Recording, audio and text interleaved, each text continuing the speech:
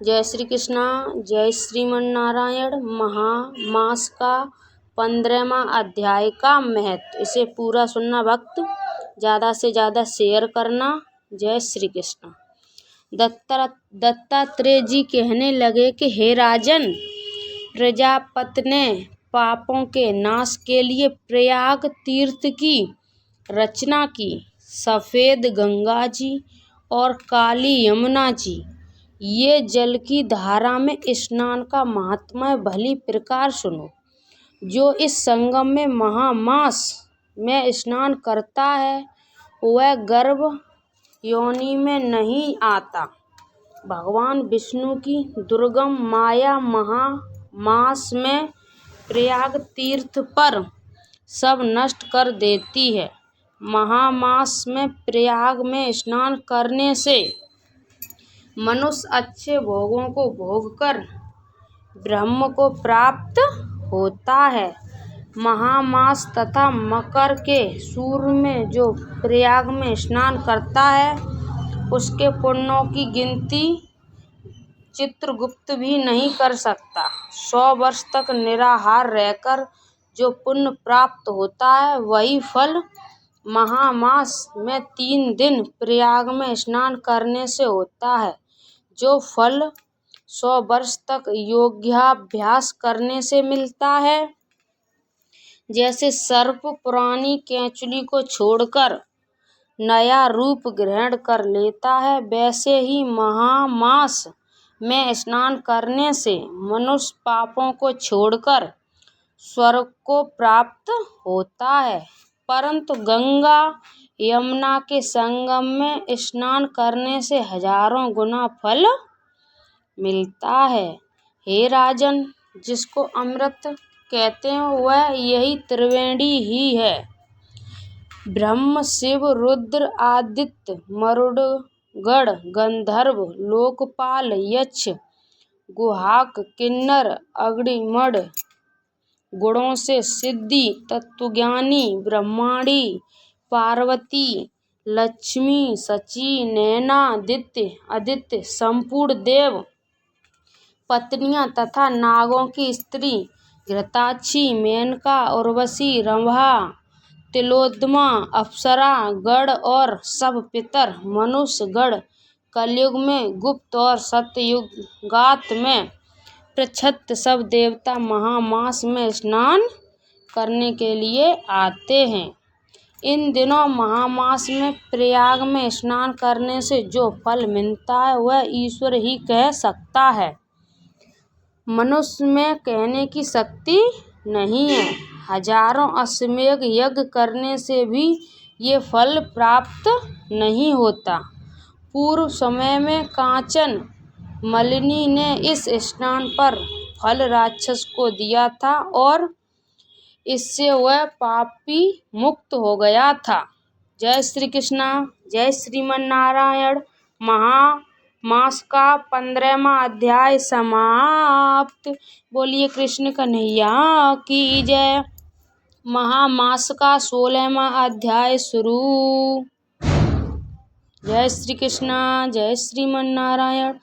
कार्तवीर्य कहने लगा कि हे भगवान, वह राक्षस कौन था और कांचन मालिनी कौन थी? उसने अपना धर्म कैसे दिया और उनका साथ कैसे हुआ?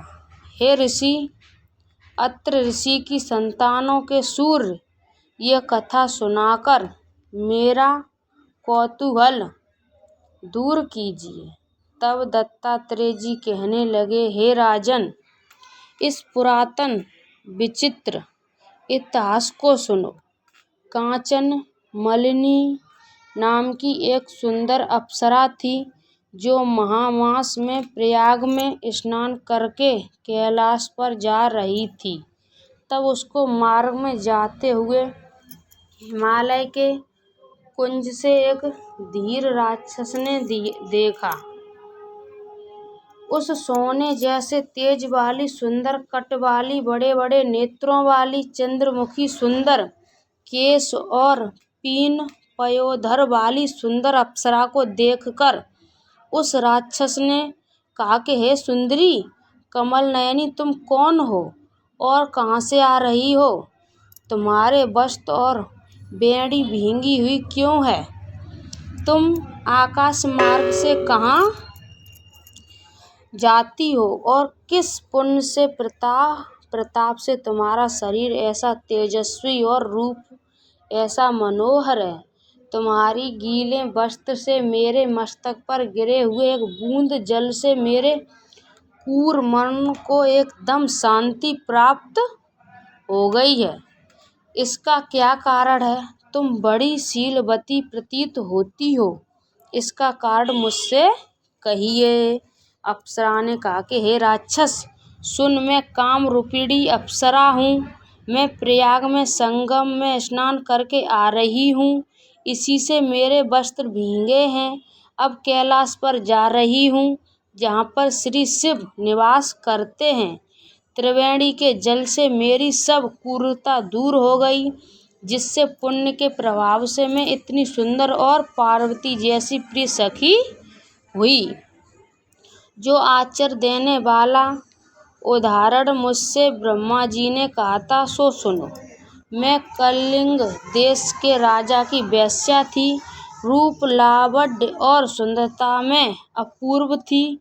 मेरी सुंदरता पर सारा नगर मोहित था और मैंने अनेक प्रकार के भोगों अनेक प्रकार के वस्त्र और आभूषणों की घर में कोई कमी नहीं थी।